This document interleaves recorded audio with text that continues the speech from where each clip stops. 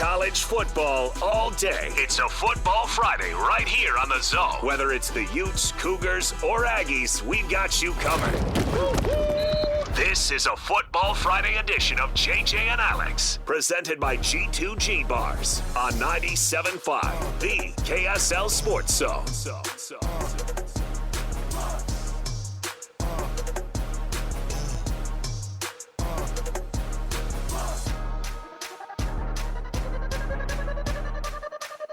Back, everybody. JJ and Alex, 97.5 the KSL Sports Zone. This Football Friday. You know what that means? We are here on location. This week, we're at Orem High School. Orem versus Timpview. Rivalry. You got. We've already been heckled by a couple of groups of students going by. Inappropriate. Yeah. All right. This is when we know we're in the dad group now. We're like, excuse you. Yeah, no, I don't think Clean it up, kid. That's not good sportsmanship. Clean it up, but have fun tonight, all right? I'm going to call the police. Excuse you. Clean it up. Like, I turn into my dad on that stuff. It's like, hey, knock it off. Like, I could hear my dad's voice like, hey. Hey, what's your name, son? Get over here. And your two buddies over there, don't run. No. Get over here. I don't act like I don't see you behind those bushes. Get over here. Your parents know you're acting like this? Now, I don't want to go too hard on you, but, okay, settle down. All right? We all want to have fun tonight, don't we? Back in my day. Yeah, I never did anything wrong. The stuff we could have gotten in trouble with in 2024, in 2025 if we were doing those things in high school that we did. All right. We are at Orem High School. Orem Timpview. Hey, Harvey and I are going to be on the call tonight on Game Night Live, man. Here we go. This is going to be fun. I'm just going to straight up lean on you. I'm going to be honest. I'm going to get most of the names wrong, and then I'm going to look at you and go ahead. I'm going to say, that's my cousin. My cousin number 44 just scored a touchdown. I was going to say, if they score, then you go. And then if a guy gets picked off, you go, I don't know him. Yeah. Never heard of him. Oh, you'll see. Yeah, Alex Napolis calls enough games. Our producer, Napolis knows. He knows. You're gonna get a couple emails from parents about how to pronounce their kids' It's worth it for you guys to go down on the sidelines and do your best to try to get those names. It's fine. Right, I'm feeling good about it. You will get an earful from people. I like the advice. I'll do that. We've been harassed before up in the booth, and I'm okay with it. Look, we're doing our best up there. Home of the Golden Tigers, by the way, Orem High School. This stadium looks a lot nicer. Is this the one that got burned during the summer? Somebody burned like a giant patch in the middle of it. Don't think so. Some vandalizing going. Some vandalizing going on. I sort of like that, bringing back that rivalry where you go back and forth. And we used to plant trees in Riverton's in their field. Yeah, before everyone had turf, but we planted I think a couple trees from every 10 yards, and then we had to go back out and undig it out before the game even started. Somebody found That's a lot of labor for a practical joke. It was a practical joke, and it wasn't worth it. I love the idea of some kids, and they get help from their friends, and they're literally just doing a bunch of work that they would never do on a normal weekend. Yeah. You can't wake them up to do this work, but if it's a prank, that's what I'm going to tell my kids. Hey, we're going to go prank this old lady and pull her weeds. Yeah. She's going to wake up, and her lawn's going to look flawless. And then she's going to be like, how dare you anyway. We're going at 6 a.m. tomorrow. Those are all prank things that you could do, but you can't do those things now. Joining us right now on the program. By the way, we got to kick off the show right. We got to kick off the program with the cut. We'll jump in here. Sly Sylvester is out east. We'll see if we can get him dialed up on the interwebs, and we'll get him going on here. Let's get jumped in right here with the cut, top of the hour. It's time for the biggest story of the day. This is what made the cut with JJ and Alex on 97.5, the KSL Sports Zone. Trajan Wealth brings you this portion of the program. TRAJANwealth.com for all your trusted local needs in retirement. TrajanWealth.com. Sly Sylvester, former Utah linebacker, former NFL linebacker. Did you ever get to go across seas and play a game, Sly? Because your guys are out in Ireland this weekend. Yeah, they are. No, I missed that time when they went to London to play the Vikings, like they're playing this weekend. I had a high ankle sprain, so I missed that first 4 games of the year when they went, and then I missed that one game. But believe me, when everybody came back, they told me all the stories. It was pretty bad. Pretty bad. Well, Harvey did the trip over to. Did you guys play at Wembley Stadium? Is that where you guys played too? We did. So it's a cool thing. But Aaron Rodgers says that they should have gone out earlier. This trip is too much. It's a lot for these guys to take in. Is that just a guy making up excuses for your Steelers already? Nope. Nope, that's exactly what everybody said when we went out. Was it 2014? We played the Vikings. The same exact phrases, words. I don't know when they went out because when we went out, it was Friday. It was like almost like a normal game. We went out one day before, as if we went to the West Coast or something. And so the jet lag, everybody's sleeping in meetings. He is not lying. That trip is brutal. Well, speaking of trips, Texas Tech came in here last week and got the best of the Utes. Ew.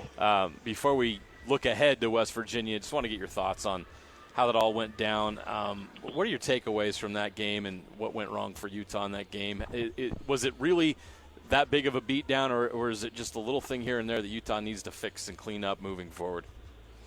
Well, here's the thing is you look at the final score, it's not going to tell the story, right? But here's the thing, as fans, as people, we can't get mad at good football, right? Just because our team didn't come out with the W, we can't get mad at good football. That was a good football game. And you know, me and JJ, we talk about it all the time. It's just like, I love defensive matchups. I love them, but when it's not my team. I want my team to blow everybody out, right? Yep. But that game was epic. I don't know. I was on the sidelines just like, oh, this is awesome. This is Mike Tyson, Lennox Lewis just throwing blows and hitting each other back and forth. And it was awesome. I'm telling you, if we don't make the first mistake and let them get up 7-0, and that was us. It was nothing that they were doing that was killing us on defense. We killed ourselves. And they get up 7-0, or we don't create that penalty by Spencer Fano, illegal man downfield, tie ball game, it's a different story, right? Maybe our defense isn't on the field as long. Maybe, it's all about storytelling, and I just don't think that we were ever able to control the narrative in this football game by getting control back. And that's why, JJ, we talk on Sunday nights about those 3 to 4 statistics that showcase success in football games. That's third down conversions. That's, of course, controlling the turnover battle. That's rushing yards per carry, and that's time of possession, right? That means you're controlling the game and you're able to do those things. And we lost in all of those categories, and that's just something we haven't been doing this whole year, so it was very different for us. But what I say to fans and people that are looking at that football game is you can't get mad at good football. We didn't finish, right? Football isn't 50 minutes of football. Football is 60 minutes all the way through, and Texas Tech made sure that we believed that. So here's one thing. I hope we get another shot at Texas Tech, and hopefully it's in the Big 12 championship, because they're going to get 60 minutes of us. Please believe that. Sly, how about ball security for the Utes? 4 turnovers, like you said. You can't turn over the ball. Ball security is job security, and it clearly can indicate who's going to win the game if you win that battle. And with the Utes losing 4 of them, and they did get 2 takeaways, but losing 4, what are they going to do to move forward and try to protect the ball better? Yeah, man. Look at that, right? Like 2 of those turnovers were interceptions. Those are dumb interceptions by Devin Dampier. There's no excuse you can do. Honestly, the fumbles, Harvey, are the defense being opportunistic. It wasn't like the ball was hanging out, like being loose, like terrible technique.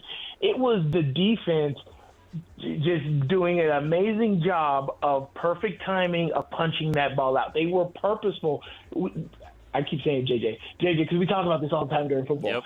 Yep. You're being purposeful with making sure you're going after causing a turnover. They were they knew, like, if I get around the ball carrier, I am throwing my hand out and I am punching the ball out, right? When you come off the edge and you're going for a sack, and this is what I learned from James Harrison and Lamar Woodley, be purposeful about getting the ball out. You get 3 stats right there. You get a tackle for loss, you get a sack, and a forced fumble by doing one action, right? Yep. And so being purposeful around the football is what Texas Tech was. I can't say that we had terrible ball security. Of course, they fumbled it, so it is our fault, but I just think that they were being opportunistic with the turnovers. It was a great football game. We just weren't on the other coin. We weren't sharp. We couldn't handle the moment. We could say all of those things, but to say Texas Tech is so much greater than Utah, I can't say that. And that's what football's all about. Bump all of the media narratives of this guy is better than the other guy. Football is all about you got to show up on Sunday. The movie Any Given Sunday. Yeah. You got to show up on Sunday, and if you don't show up, that's your butt. I agree. It was a very defensive game. By the fourth quarter, it was 10 to 13, or what was that? Yeah, 10 to 13 in the fourth quarter, and Hammond gets in, right? And when Hammond gets in, I wanted to see a lot more pressures and blitzes and get this dude shaken up in the pocket. That's why Harvey showed up to the broadcast today saying, you gotta run after Bring that backup the house. And he was just back there chilling, just getting comfortable and throwing dimes. And then 24-point swing in the fourth quarter. The Utes scored their first touchdown in the fourth quarter, but then Texas Tech comes back and scores 24 points in the fourth quarter with that Hammond kid. Unbelievable game for him. Yeah, I mean, and honestly, if there's anybody on that roster that needs to be paid, it's the backup quarterback, right? That's showing that every job is valuable. You have no idea when it's going to be your opportunity, right? Again, I'm going to tell a story from the league. Is James Harrison, right? He took over. He tells me his story all the time of how he took over for Joey Porter. Joey Porter was acting like a butthead in pregame against Cleveland and gets kicked out and misses the game. And James Harrison comes in, balls out, 2 sacks, and never let his job go. So he's been cut, though. He's already been cut before that, right? Exactly, right? Exactly. Yeah. You never know when it's going to be your job. And so, I just knew it. I'm just like, man, we up 30, 40 points. Why you ain't going to come out? Let me go in. And that's why. He don't ever want me to come in and take his spot because you never know when your job's up. You never know when it's going to be your time. Yeah, it's the Stars this time. So always be ready is honestly any sports analogy that you could put to any sport. You always be ready. You never know when your moment is going to be your moment. Will Hammond had his moment, and I'm telling you, this is what like LeBron used to say about Dante DiVincenzo when he was going through March Madness and he was just killing everybody. He said that kid made some money today, right?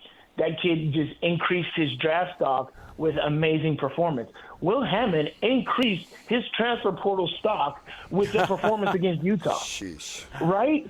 Yeah. Right? I mean, Will Hammond's performance, the way he threw the ball, the way he ran the ball, the way he commanded the offense, he came in as if he was the starter. He was ready to go, right? So if he transfers somewhere, people are going to look at his film from that game and how he handled that in just one half of football. He scored 24 points in one quarter and completely brutalized a top-tier Utah defense. That's why Joey McGuire made sure to mention in his press conference this week that Hammond has a 2-year NIL contract with Texas Tech. That don't mean nothing.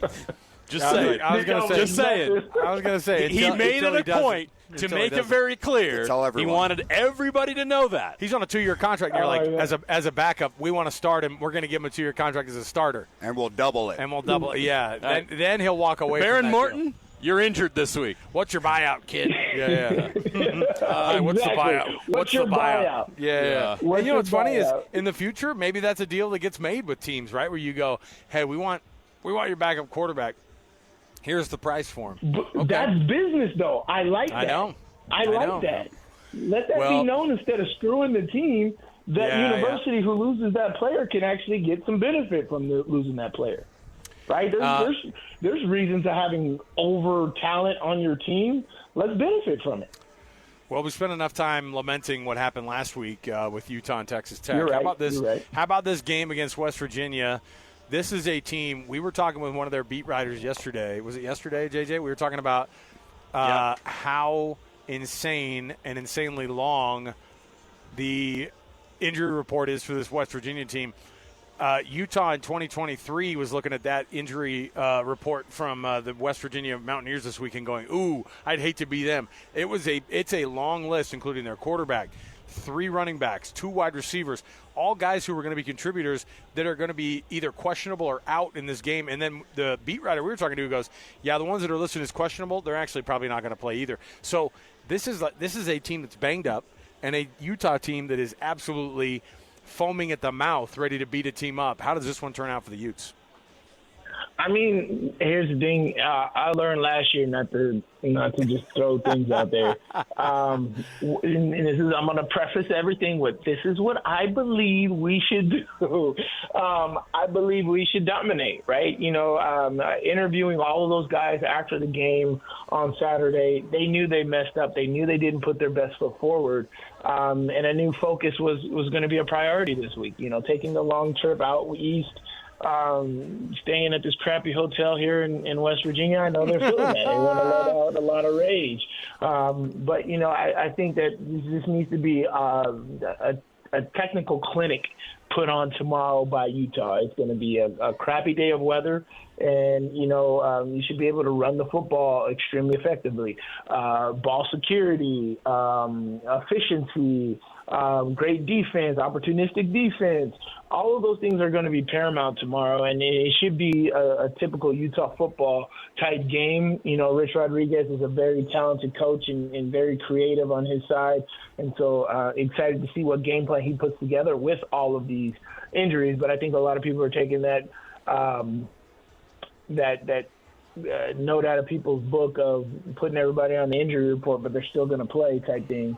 So we'll see, but I think that this is going to be a game where Utah gets back on the momentum train, and you're heading into the bye week where you get on this momentum train, you get some rest, you get some people some value time to recover and take charge of this very tight middle of the season run that they're about to go on.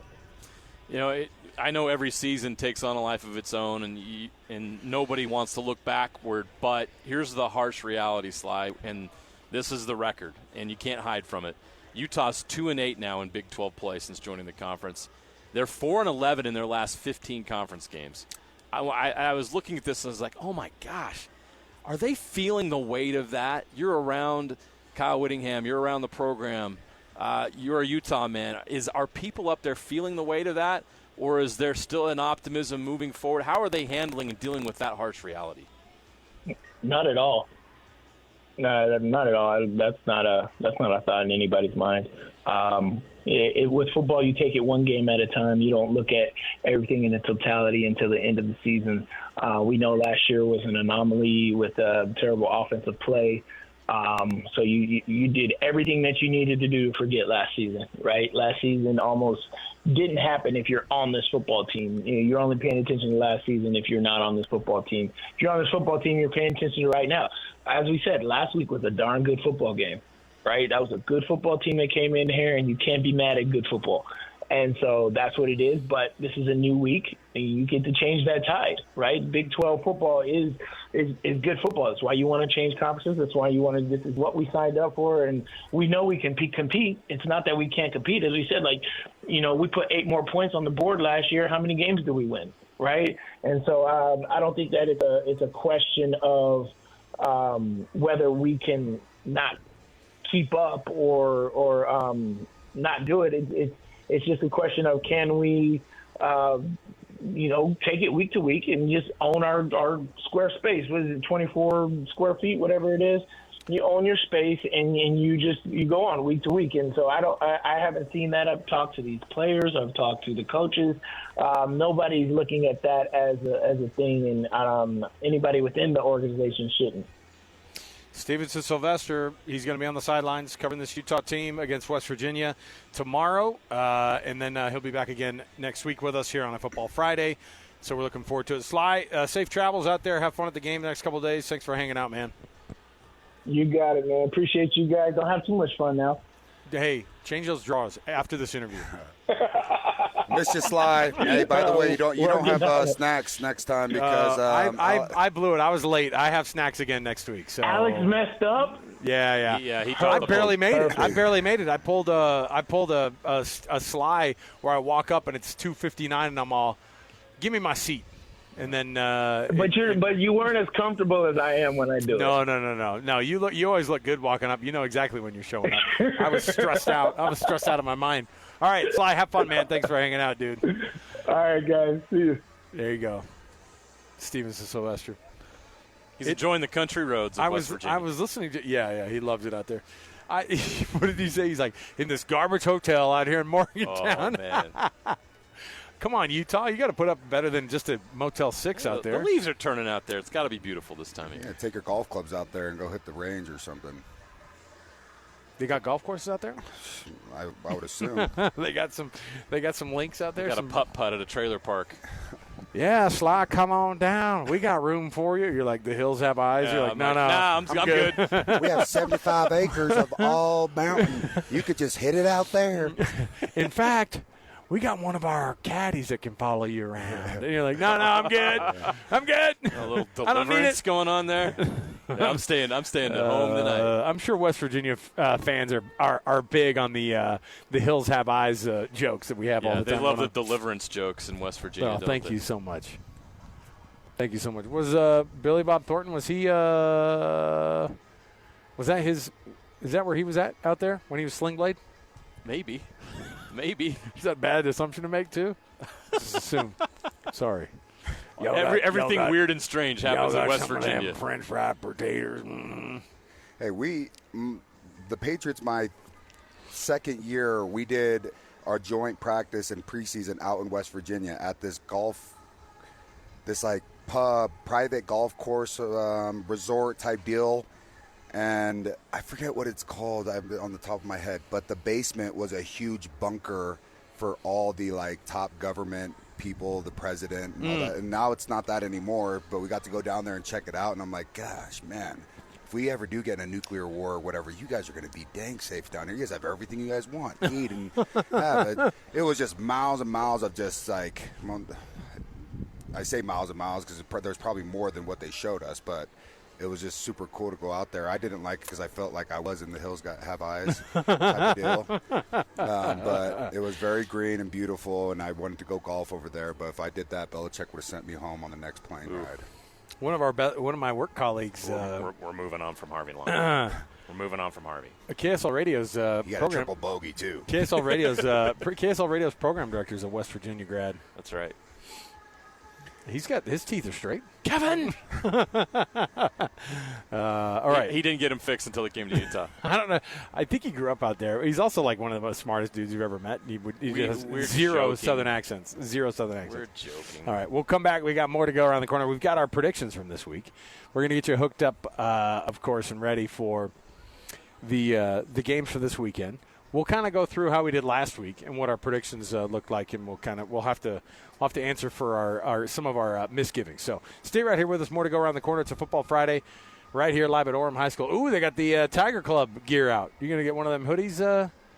Come on, Harvey, get over there and get one of those powder blue Golden Tiger shirts. Can't wear it during the game when we're calling the game. I can hit my 7-iron into the field of Timpview, so if I wore that back in my side of the streets, it probably wouldn't go well. I was going to wear my Timpview hat tonight, but I didn't want people to start chucking stuff at our tent. No, we're going to be and on top of that, we're going to be up in the booth up there next to all that blue and gold. That could be awkward. It could be very weird. All right, we'll come back. We got more to go. Stay with us on a Football Friday, 97.5 VKSL Sports Zone. All college football all day. It's a Football Friday right here on the Zone. Whether it's the Utes, Cougars, or Aggies, we've got you covered. This is a Football Friday edition of JJ and Alex, presented by G2G Bars on 97.5, the KSL Sports Zone.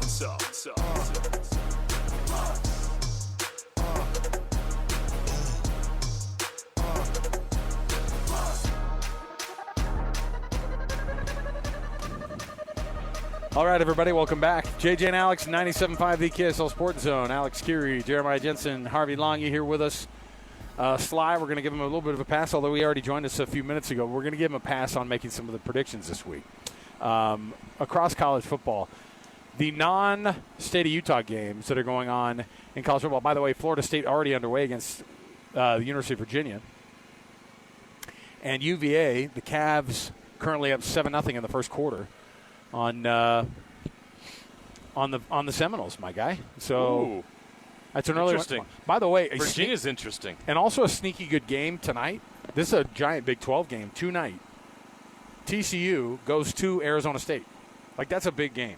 Very big. That's a huge game. Yep. I mean, Arizona State last week, Mitch Harper and I were talking about it in our 1st and 12 show, and it was like I was certain that Baylor was going to get the win. It was down in Waco.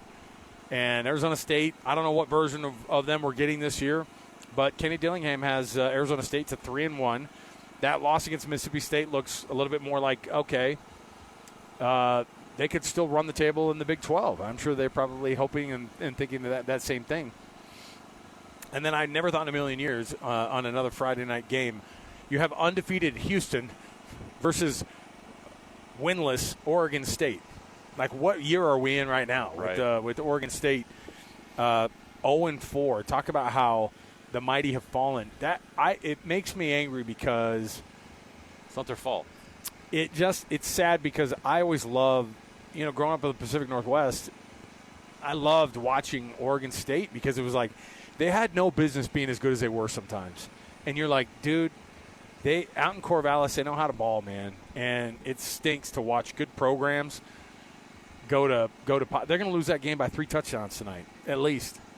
And they're going to be at home. They're in Corvallis. They're going to lose to the Houston Cougars, which that's good for the Big 12. I think they're going to be a 4-0 Houston team going into next week. But, man, it's kind of wild to watch this thing go down the way that it is. So I'm bummed about those. Those are your slates for tonight. But across college football, the rest of the weekend, here's what you're looking at. These are the best games across college football. You've got LSU and Ole Miss. That's a battle of two teams right now that I'm not exactly sure who they are. Right. That's your big game on ABC tomorrow. Who do you have in LSU and Mississippi? Because I just don't trust Brian Kelly at all. LSU being ranked 4th in the country feels very weird. Ole Miss shouldn't be ranked 13th either, I don't think. I just don't think they're there yet talent-wise. This, to me, feels like an opportunity for either one of these teams to maybe show up a little bit, but even after the result of this game, I'm not sure where we're going to stand with those two teams. Yeah, this is almost a pick 'em. Ole Miss is at home. LSU offense not good. Those two factors, I'm taking Ole Miss, and it's a 1.5 point spread. Right for Ole Miss. The other game, the other big one that's going to be on ABC tomorrow, is 17th ranked Alabama going to Georgia. That's going to be a big test for Kalen DeBoer. By the way, if you want to get run out of town, lose that game by a lot if you're Kalen DeBoer. Talk about like another nail in the coffin of a guy who barely has had any time there. Yeah. It's unfortunate, but Alabama requires people to do insane things. Alabama and Georgia, who do you have in this one, Harvey? I'm going to go with Georgia, but before this one, I think I'm going to take LSU. Okay. Take the Tigers? Yeah, I'm liking what the Tigers are, especially how they started off against Clemson. Everyone was all over, Clemson, and these guys came in and get that W. I'm with the Tigers, and I'm rolling with the Dogs, the Bulldogs. So I'm going with Georgia to take over the Roll Tide. Look, I feel like Gunnar Stockton's one of those guys that we have to apologize to a little bit still. He's getting it done. He's been playing well. We've had to apologize all year long to Carson Beck and the Miami Hurricanes, but are we going to have to apologize to Ty Simpson? No. You don't think so? Not yet. We'll find out on Saturday. I don't think we're going to either because I think Georgia rolls. I don't think Saturday is going to be a good day for the Alabama program. So they're ruining our football program. I'm all Georgia on Saturday. Now the big one, Big Ten matchup. Sounds so weird saying that. Oregon travels to Happy Valley. Oregon, Penn State, number 6 Oregon, number 3 Penn State. I really think that the rankings in my head are actually flipped on these. I think Oregon's a better team, but I think going to Happy Valley is just an absolute disaster of a place to play. This is a perfect time, by the way. They're going to kick off 7 p.m. or 7:30 Eastern. It's going to be kind of light out, but it's going to be a dark night game at Beaver Stadium, and they do these whiteouts. One of my favorite moments, somebody posted online, they're like, let me just remind you, Penn State's not an easy place to play. It's one of the stadiums in the Big Ten that has 100,000+ people in the stadium that actually feels rocking. It might be the number one craziest atmosphere in all of college football. one of my favorite moments is when I think Michigan 2 years ago went in, same type of time frame. They go into that game. They go out on the field. They have to call a timeout on the very first play of the very first series because they can't hear. Yep. On the very first play of the very first series. It's the number one thing you worked on all week. Talk about getting into the head of your opponent. I'm going to take Penn State, but I think Oregon's going to be a really, really tough out on this game. I think they're still going to show that they're a really, really good team. I don't think it's going to be a blowout, but I think Penn State wins at home. Oh, this could be the game of the week, honestly. Yeah, it really I is. think it's going to be a battle. 6-3, come on. The spread is 3.5 for Penn State. I do think Penn State wins this game. I feel like Penn State's better in the trenches, and that's where it's going to be decided. So I'm going to go Penn State. But this is going to be one of those games where you're glued to your seat. Fourth quarter, late fourth quarter, somebody's got to make a play. Who's going to make it? I think that's going to be that kind of game. And Moore's thrown for 11 tutties today. Yeah.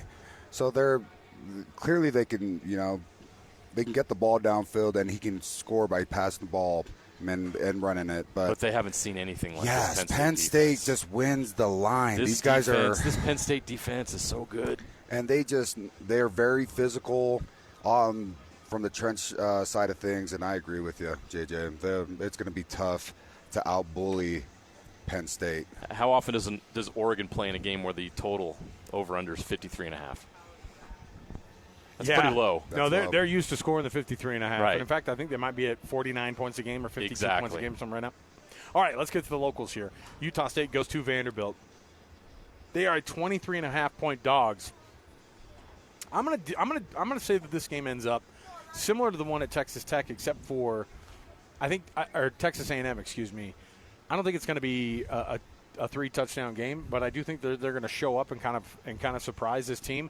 But I don't think they're going to do it in the second half. I think they're going to show up in the first half and be surprising. And I think you're going to see. I'm going to go Utah State falls to Vanderbilt, but it's going to be a 34-24 game. It's going to be a 10-point game. Okay. I mean, yeah, that's what I see. 24 points by the Aggies against the Commodores.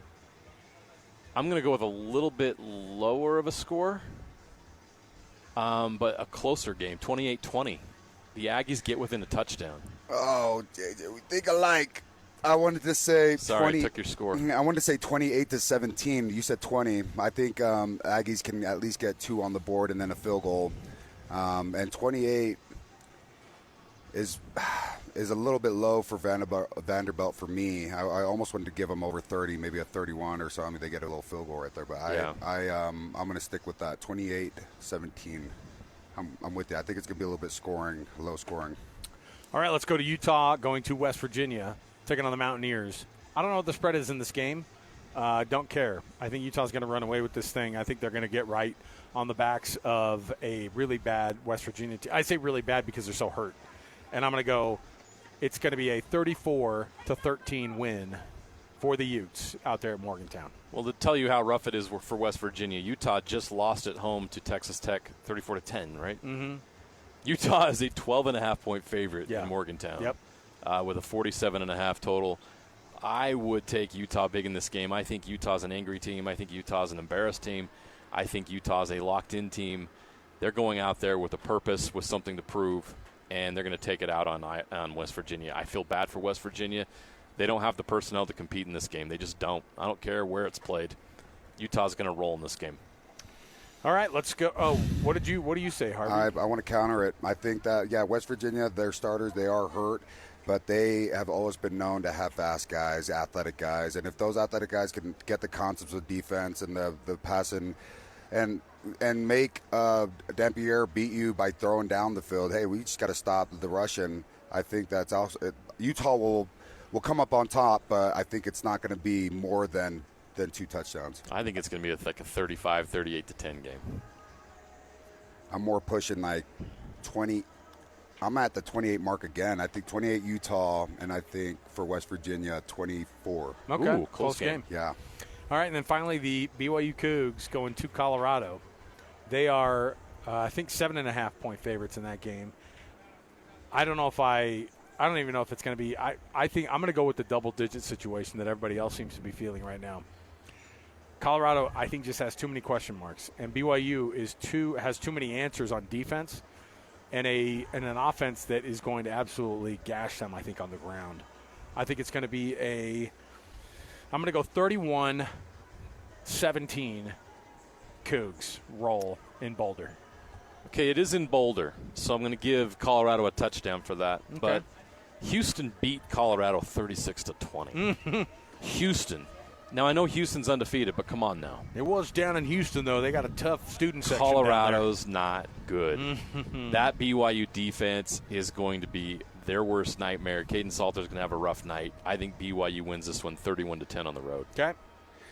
I don't think they're going to get over 31 points, BYU, due to the fact of not starting fast from last week against ECU. They are going to rely heavily on the defense because the defense right now is the rock of that organization, that team right now. But how long can the defense hold? How long? And you never want injury to come upon anybody. But lo and behold, if one of those star defensive players go into that tent, that could be a huge change to the BYU football team. So until I see Bear and I have all the faith in the Cougars getting the offense rolling because they can rely a lot on the vets like LJ Martin. But now you're losing Moa, who blocked his butt off for LJ. He blocked his tail off for LJ and did all the right things, and now he's gone. I think it's going to be tough for Bear to get his groove, and maybe this is the game for him to prove that to me. I think BYU will still come up on top, and I'm going to keep them in the 20s, though. I think they're going to win 24-14. Okay. Yeah. There you go. 10-point win on the road. There are our picks. We'll come back. We'll wrap things up here this hour, and we'll get you ready for the next hour. So stay right here with us. More to go on a Football Friday, 97.5, the KSL Sports Zone.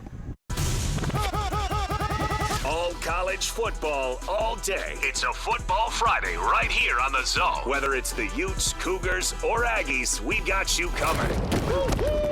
This is a Football Friday edition of JJ and Alex, presented by G2G Bars on 97.5, the KSL Sports Zone.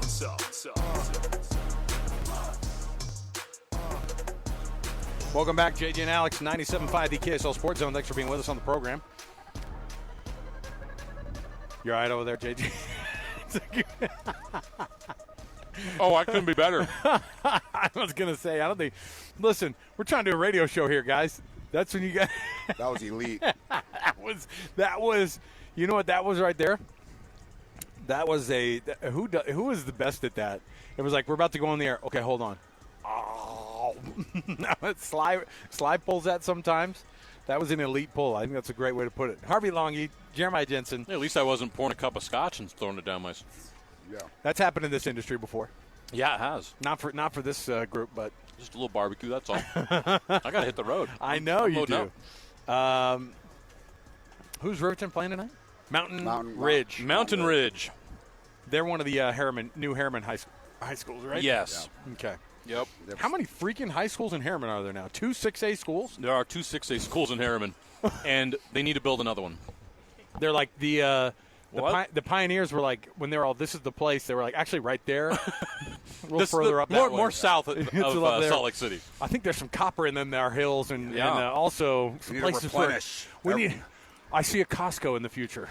The population explosion in massive. South Salt Lake County and northern Utah County is insane. Crazy, yeah. A lot of kids. All right, we've got tons going on. We're going to keep you informed all weekend here. In the last couple of minutes for this hour, we were talking about give me a little bit more idea, Harvey, about this. You brought up the BYU thing, and you're like, I just don't know how you suddenly start blowing up on offense and scoring a bunch of more points than maybe. Well, I mean, last week they scored 34 against a pretty decent ECU team. That was a scrappy team. Yeah. By the way, scrappy's the new offensive way to you guys were scrappy. It's like, thanks, patting you on the head.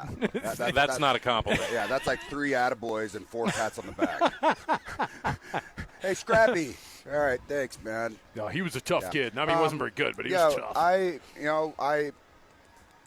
know A-Rod and the coaching staff are going to play the players like Cody Hagan, like Parker Kingston, like a L.J. Martin, of course, for Bear Bachmeier to lean on. Maybe some trickeries, maybe some, reverses, some fly sweeps just to get them going. But I want to see A-Rod dial up the confidence of stretching the field down. Use Cody's speed. Use your veteran Chase. And I want to see them to, get down the field quick and start fast and get some points on the board and finish the drives, which I know that's what every offense, their desires to do right when they get into a game. These first 3 games and the ability of them playing against those first 2 and then against ECU, yes, they scored 34 points, but when did those points come in, Alex? And if someone's scoring a touchdown every quarter and then all of a sudden you're scoring at the fourth quarter, now it's just everyone is on eggshells. Every play matters, which, every play should matter. Yeah. But now it's make or break because, we didn't show up until the fourth quarter. And I don't think that's going to be the case. But when am I going to think that? I don't know. Yeah, at some point that offense they just have to let it go. Yeah. But so who cares what age this kid is? This is game number 4. Yeah. Right. Like, just start doing whatever you want to do. Jake Retzlaff, first 4 starts, 8 turnovers, like 8 to 10 turnovers, almost double digits. But guess what he was doing? He was running, he was hucking, he was playing on house money. He was also 0-4, though, too. And, he was 0-4. But then now look what that developed him into. Yeah. And I felt like there was a couple of deep balls that I saw from Bear that were a little bit off here and there, but it's because maybe he hasn't fully gained that confidence to let it go. And I know once he does, that's going to be a very dangerous team. Yeah. With all the other phases playing the way they are. Okay, let's take another break. We'll come back. We've got more to go around the corner. 97.5 VKSL Sports Zone.